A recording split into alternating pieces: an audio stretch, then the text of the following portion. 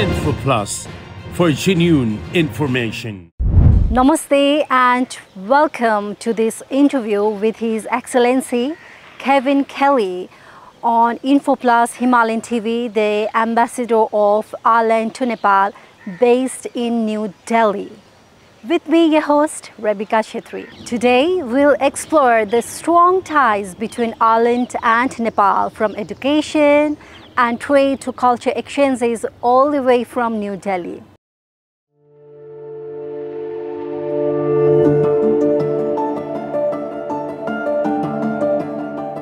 Hi. Hello, Your Excellency. Namaste. Welcome. Thank you so much for welcoming us here at our residence in New Delhi. Great to have you here. Thank you for coming all the way. Your tuk-tuk looks so lovely. You see, this is our newest vehicle, and it's an electric tuk-tuk. We're very proud of it. So it gets us around this area, but it also advertises Ireland. Yeah, so beautiful. I loved it. Thank you. So you're very welcome. Thank you.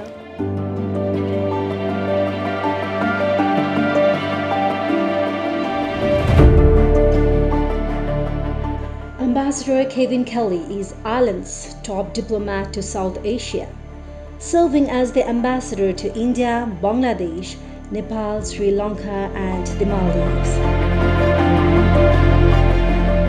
With a distinguished career in diplomacy, governance and humanitarian affairs, he brings over 3 decades of experience in international relations. Ambassador Kelly holds a master's degree in governance from Queen's University, Belfast, and a master's in equality studies from University College, Dublin, and a bachelor in education from the National University of Ireland. His academic background reflects his deep commitment to governance, human rights, and global development. Before assuming his current role, he served as Ireland's ambassador to the Netherlands and permanent representatives to several key international organizations, including the International Criminal Courts and the Organizations for the Prohibition of Chemical Weapons.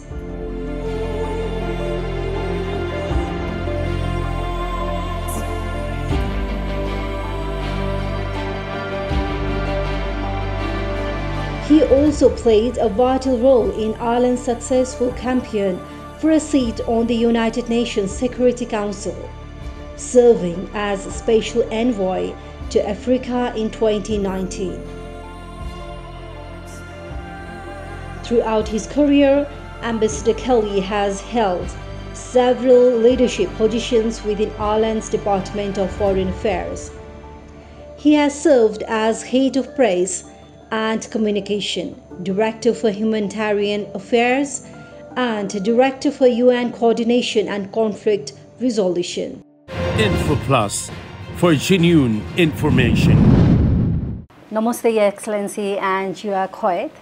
Welcome to the show Info Plus on Himalayan TV, a diplomatic series in Nepal which has been running since 20 years, and we are very honored and privileged to have you here in our show. And thank you so much for welcoming us at a residence of Ireland Embassy in New Delhi.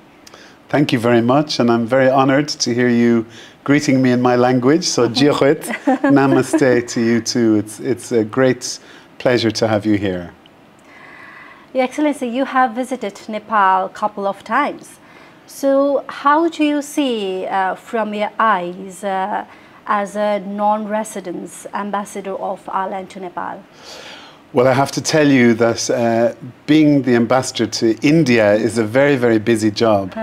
But one of the key perks is that I'm also ambassador to the beautiful Nepal. Yes. And so I absolutely love traveling there. I presented my credentials to the president just last May, so not even a full year ago. So, but I've already made a few different visits there. And in fact, my very first time visiting Nepal was a good few years ago, actually, before the terrible earthquake. And I visited many of the major sites in Kathmandu and around Kathmandu, Bhaktapur. And so the one thing that's really pleasantly surprised me is how well Nepal has recovered from that terrible earthquake, and how much investment has gone into recovering all of those beautiful sites. So it was such a great pleasure to be back. I love Nepal. I love the bright, fresh air, and the weather is very, very nice. And although Delhi is a very beautiful city, I think that Kathmandu, you can really breathe in the fresh air. So I absolutely love that. That's true. And how did you find the people of Nepal from your point of view? You know, the people of Nepal, I find that they're very like the people of Ireland in many ways. We're very far apart in the world, but in fact we have a lot of similarities. Very, very friendly people who enjoy good company and enjoy talking. Maybe it's our histories and the fact that we're both small, relatively small countries, and surrounded by very big neighbours like Nepal is and like Ireland is in Europe. But we have a reputation in Ireland for being a very friendly people, and I think that Nepal has a very similar reputation. So probably, even though your country is so beautiful, with all of the offerings that you have, be it, you know, the birthplace of the Buddha, or to be able to visit the beautiful cities of Pokhara and visit the mountains. But perhaps the biggest asset you have are the Nepalese people, who are really very beautiful people. So what has been your favorite place? Since you have visited many times in Nepal, yeah. If you have to pick one, what has been your Well, favorite? you know, I've only visited really about 3 or 4 times, and I plan to visit so much more because I'm going to be ambassador to Nepal for another few years. So there's so much more of the country that I want to see. But I did love Pokhara because it's such a peaceful place. I know that there's lots of backpackers and travelers and tourists, but it doesn't feel very touristy. It doesn't feel very hectic. It feels very relaxed and chilled out.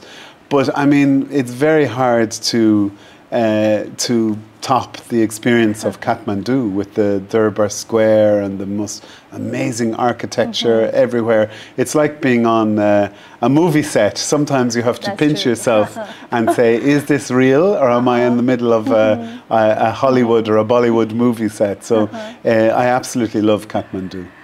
As you mentioned about the beauty of our country, Nepal, and Ireland is also very beautiful and it's very rich in culture and heritage. Yes. How do you think we can boost tourism in both the countries?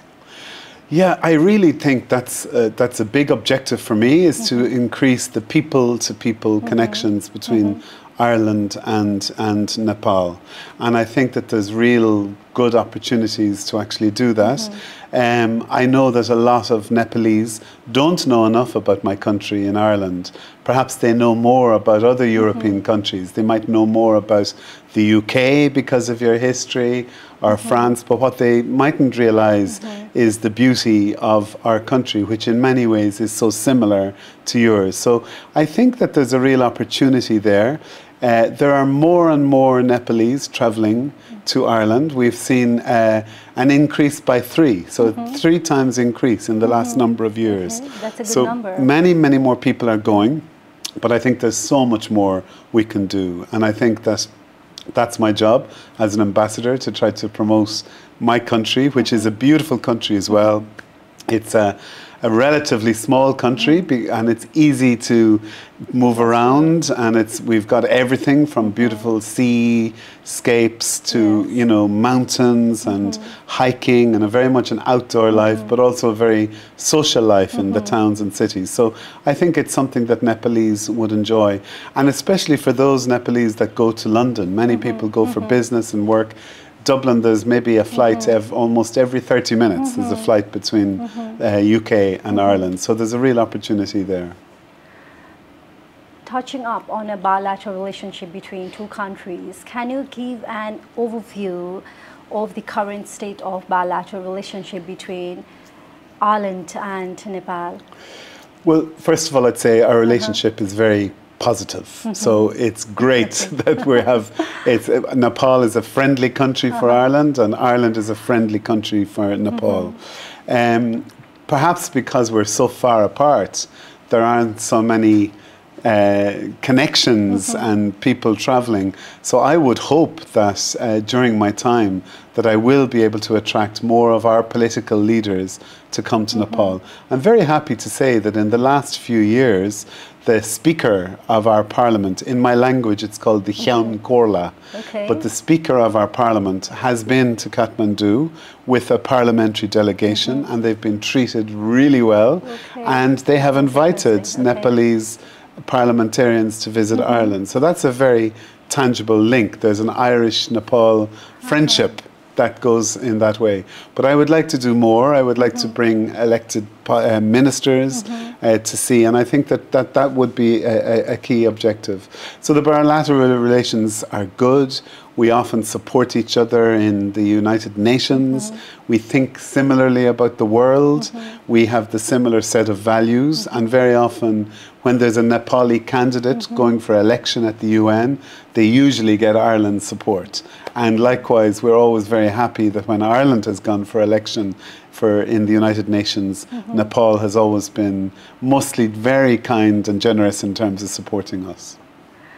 That sounds really interesting. So what are the best endeavors that you have done during your tenure to strengthen the ties between Ireland and Nepal? Well, as I said, it's kind of early days, so I'm not even yet a full year, where it's really, you know, when you look at the summer, it's about a half a year since I've been the ambassador.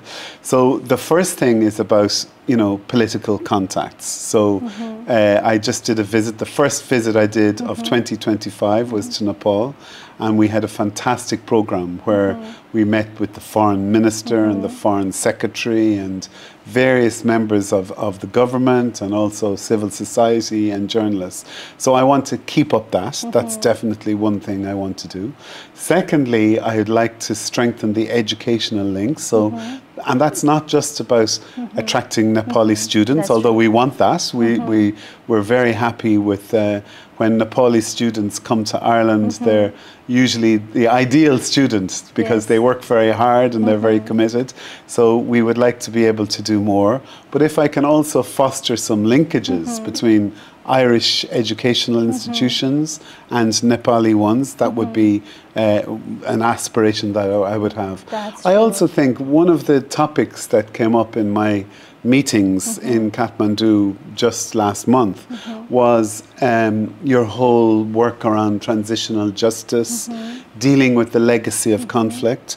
I don't know how much you know about Ireland, but we ourselves went through a very terrible period. We call it the Troubles, where there was over 30 years of conflict in our country. And we have a very successful peace process, which is now over 25 years old. I'm not saying we have all the answers, but we've gone through many of the experiences. So one of the things I was exploring in my meetings in Kathmandu is whether there could be some opportunities to share experiences between both countries. So these kind of people-to-people links, political links, and of course business. Our trade levels are very small with Nepal. It's, you know, and I think that there's real opportunities to grow that. Are there any initiatives or agreement in the pipeline in the coming years, Your Excellency? Well, I can't point to a particular agreement at the moment because, as I said, I've just had some very initial meetings with them. But one idea, like I said, we are exploring is this possible link around transitional justice. Also, I know Nepal is moving very fast towards becoming, you know, a developed nation and graduating. So in my government, we have an Irish aid program, and we have in the past been providing some funding through different NGOs and organizations for development cooperation. And I very much want to see that continue in as much as we can. And that if there's any advice that we can give to Nepal, as we ourselves were a very poor country. When we joined the European Union in 1973, we were the poorest country in the EU. And now in 2025, we're one of the most successful, one of the highest levels of economic growth. So it's a big achievement for us, but it's not an easy journey. There's there's ups and downs along the way. So I think that's where partnership and bilateral relations come in, that we can share some of those experiences. So Nepal has been graduating from LDC, and Ireland's role for the development of Nepal is very important. What is your perspectives on this regard? Yeah, well, like I said, you know, we have an official development assistance program. It's called Irish Aid. And we tend to focus in our program mostly on the very poor countries. So Nepal wouldn't qualify for that, because Nepal is no longer, you know, considered in that way. So a lot of our development cooperation actually goes to Africa. But we do have certain programs where we are able to support Nepal. Through civil society organizations, through NGOs, and we have a number of very interesting small micro projects that we also finance. So I'd like to see some of that continuing, but more importantly for me is really about supporting Nepal as it graduates, moving, you know, the relationship towards trade and support. And one point that I was making when I was in Kathmandu is that we're a small country, but we're a strong voice at the European Union, and we would like to be able to support countries like Nepal and to help to be your voice in terms of the EU. Yeah. As you mentioned, trade. So how easy is it for the Nepali investors to invest in Ireland? Well, we like to see ourselves as a very export-friendly, trade-friendly country. We're an island, so we're used to trading to survive. The one good thing I would say for Nepali investors, if they were wanting to set up in Europe or to export to Europe, Ireland is a very good base. Why is that? Because of our geography. So we are located on the westernmost part of Europe, but we have full access through the European Union to a market of over 450 million people. So that's within the EU, but also because of our relationship with Britain, we have a common travel area with Britain. So any companies that are investing in Ireland have access to all of those markets, and also a very highly educated workforce. So we like to pride ourselves that it's a relatively easy place to do business, also because, like Nepal, we speak English, and we can communicate easily to each other in that way. So I'd like to see more of that. We have our trade agency is called Enterprise Ireland, and that's a government-established agency that helps Irish companies to look for opportunities internationally. And then we have another agency called IDA, which is supporting foreign direct investment into Ireland. Both of these agencies have a presence here in India, and it'll be my job as the ambassador to make sure that they also look beyond the borders of India and they look at opportunities in Nepal. And there's many different ways that we can do that. Your Excellency, how do the shift of US administration, which has been changed recently, affect Ireland's economy? It's a very good question, because of course we are all waiting to see what will happen. Yes. The new US administration has been quite active in the new government and bringing in on board lots of different new policies and changes. And Ireland, we have a very strong relationship. You know that even though we're a small country of 7 million people on the island of Ireland, in America, there are about 25 to 30 million Americans who are Irish American. So it's a very important voice within the US. As a result of that big diaspora, we have a lot of foreign direct investment from the US into Ireland. We think that we're very confident that those American companies will they're very happy in Ireland, they're working well, they're making a lot of, good business, they're employing a lot of people, and so we hope that they're going to continue. But of course, any kind of disruption or change in politics is always potentially disruptive. So we're doing what we can to kind of support those companies and to maintain a very positive relationship with the new US government. So we expect to see lots of changes, I believe. I think the world is seeing a lot of changes at the moment, and so we're going to have to be able to.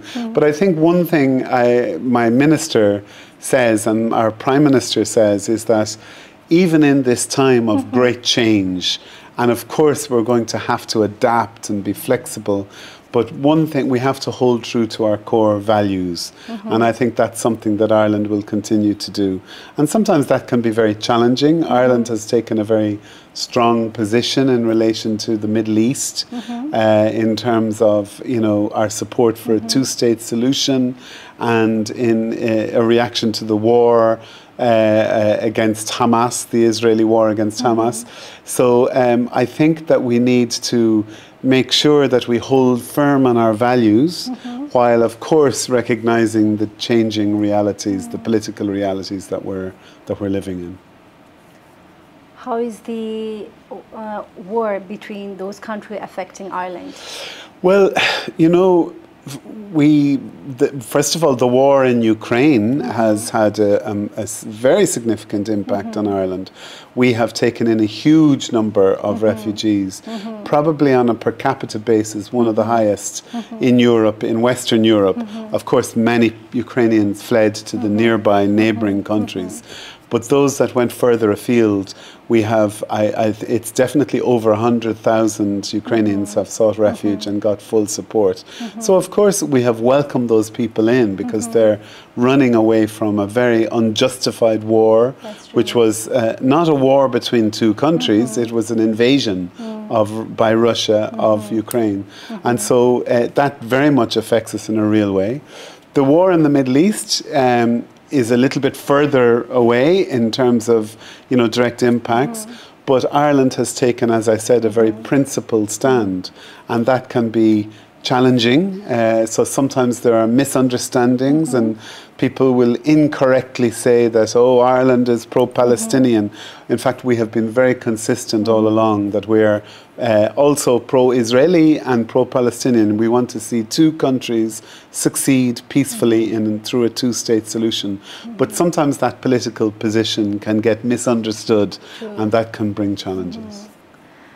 This is a known fact that Ireland and Nepal, while geographically distant, shared strong bilateral ties. How do the unique characteristics of both countries contribute to this relationship? Yeah, that's a very interesting question. Maybe it's to do, there's a few factors, some of them I may have mentioned, but one of them is the characteristics of our people, the values that we hold, the way in which we behave in the world. And that is because we are Nepal is a bigger country than Ireland, but looking at your neighbourhood, you're surrounded by big countries. Yes. And so you also have to manage those relationships. And if you see the way Nepal tries to manage those relationships with its neighbours is very like how Ireland tries to manage the relationship with our big neighbours. So maybe it's those shared similarities that helps us to understand each other as international partners. Like Ireland is surrounded by USA and UK, and Nepal could take economic benefits as this is surrounded by China and India. Keeping this on the background, Your Excellency, could you please share something about the current state of economic cooperation between Ireland and Nepal, which will be specific sectors where two countries could collaborate effectively in coming years? Yeah. Look, I said one of the things that I want to try to make progress on is to improve the level of trade, because the level of trade currently is quite limited between two countries.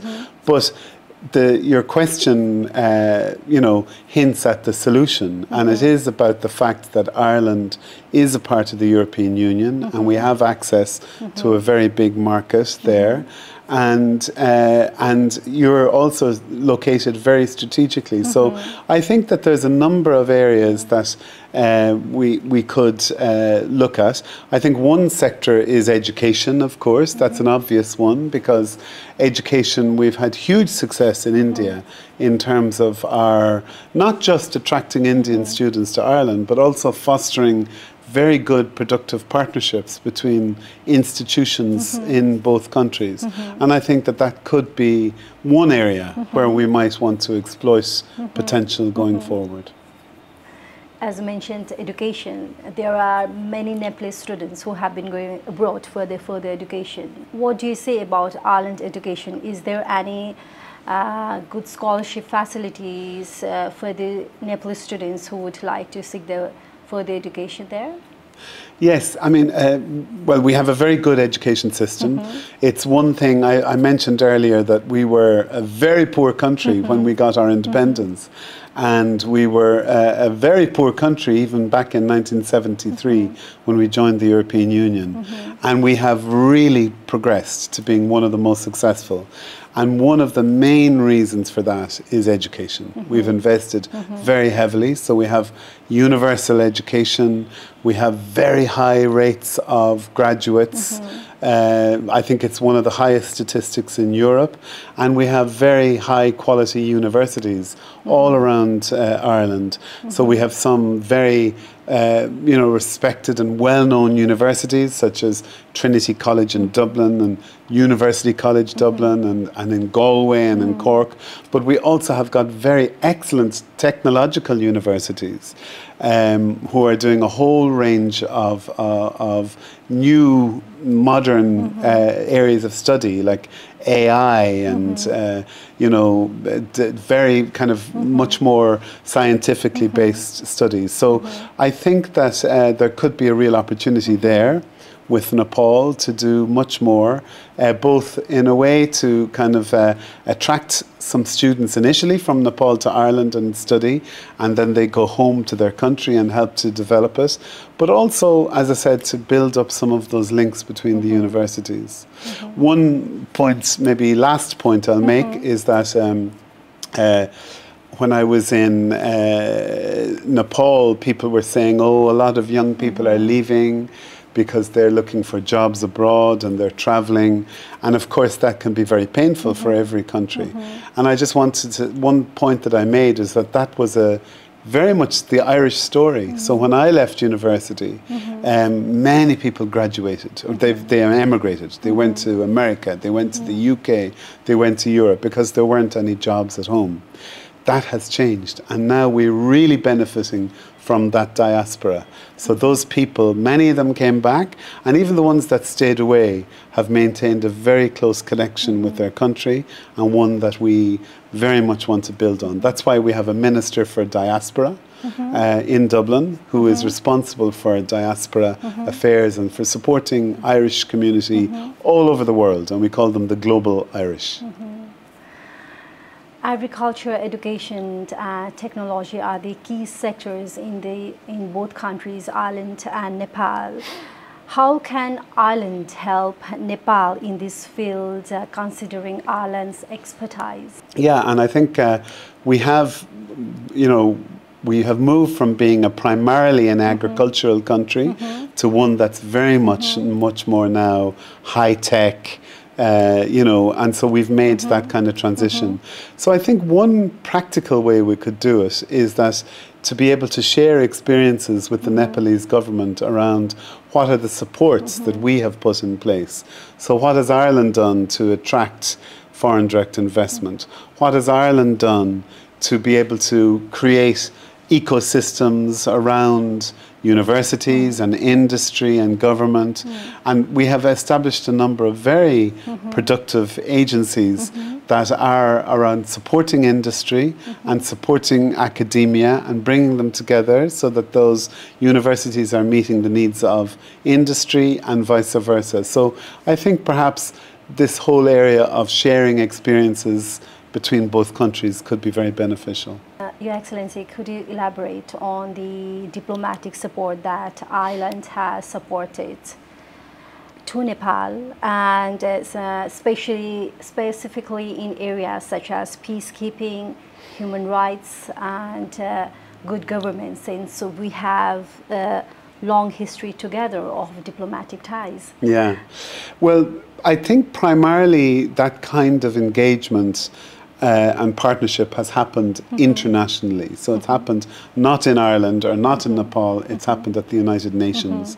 And so where I know that both Ireland and Nepal have very proud tradition of peacekeeping, and I know that our soldiers have served alongside each other in different countries, and so that partnership happens. So also when I was in Nepal, I met with a lady who has been very active at the UN in terms of the UN Security Council Resolution 1325 on women, peace and security. And I know that there's been a lot of support for, I think that a lot of these discussions can happen internationally. So we've worked very closely together at the UN. So when I was in Nepal, I met with an excellent lady, Bandana Rana, who is Nepal's representative on the Committee for the Elimination of Discrimination Against Women. It's called CEDAW, and Ireland voted for her to be in that role. So that's a practical way in which we've engaged. But also when it's come to peacekeeping, both of our countries have a very proud tradition in that area.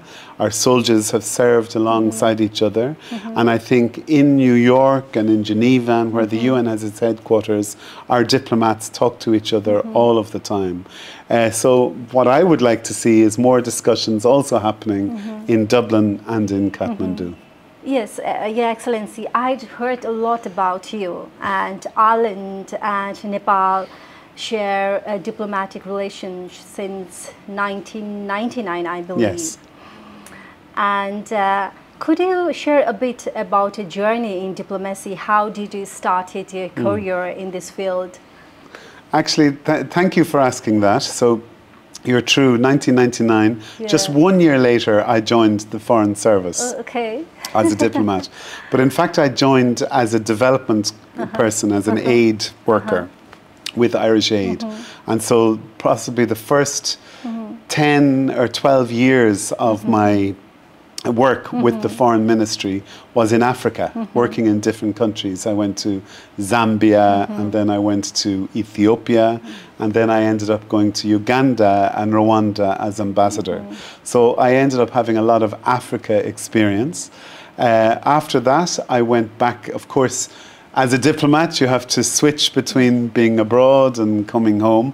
So I've held different positions back in Dublin as well.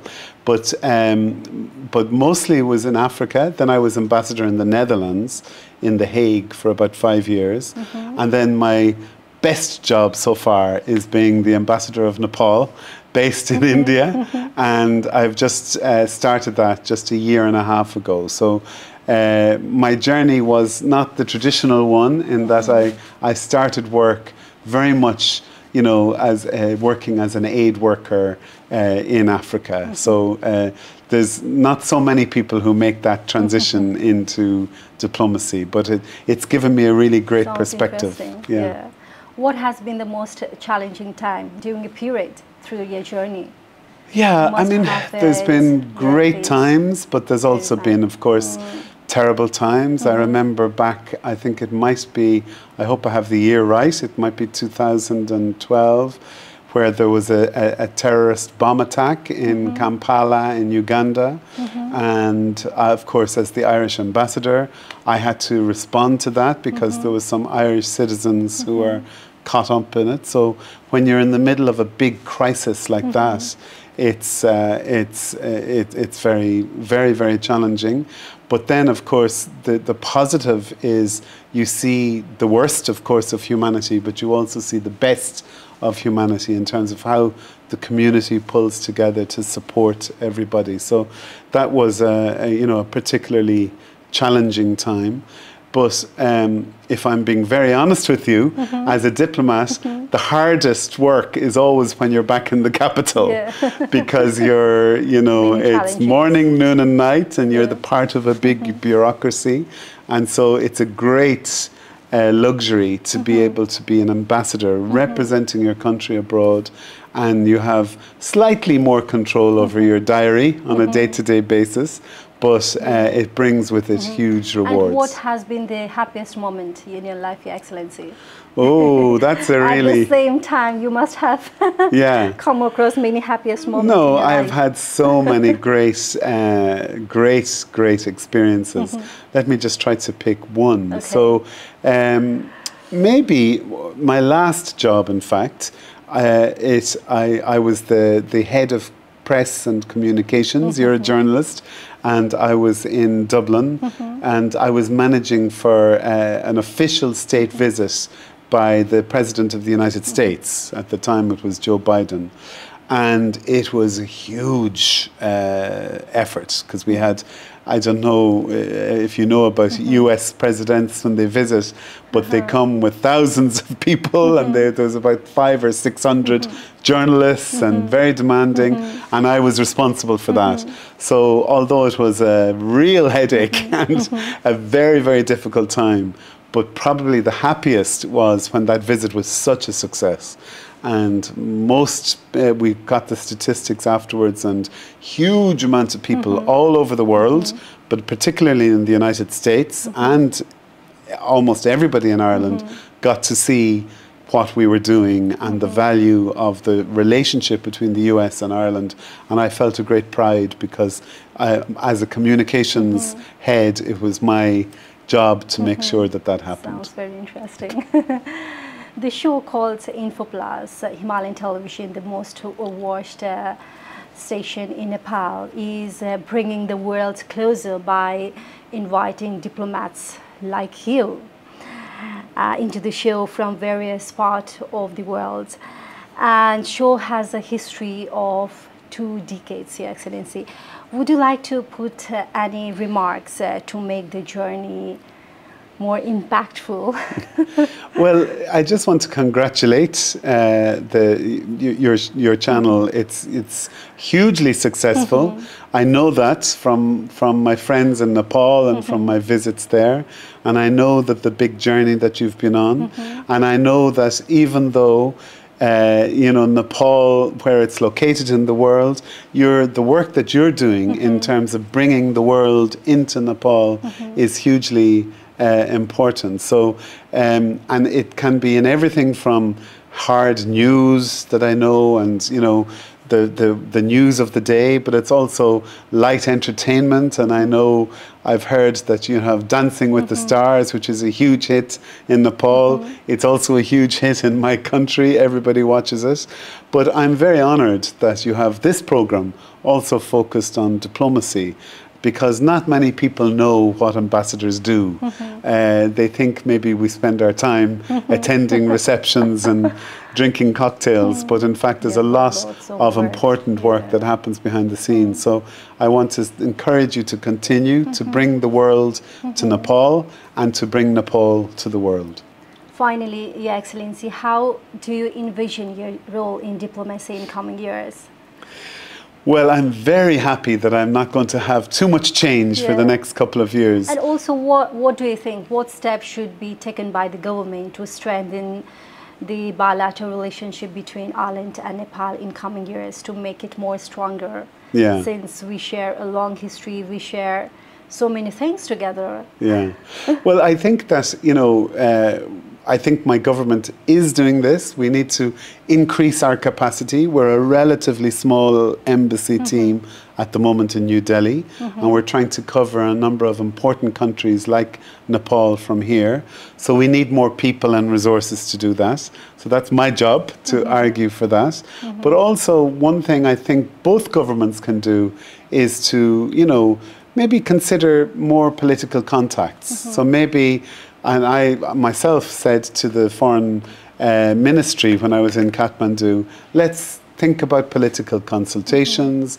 Let's think about the opportunities of visits between both countries. And I think it's only by coming to each other's countries and talking to each other that we'll really get to understand each other. So hopefully that's my ambition for the next while.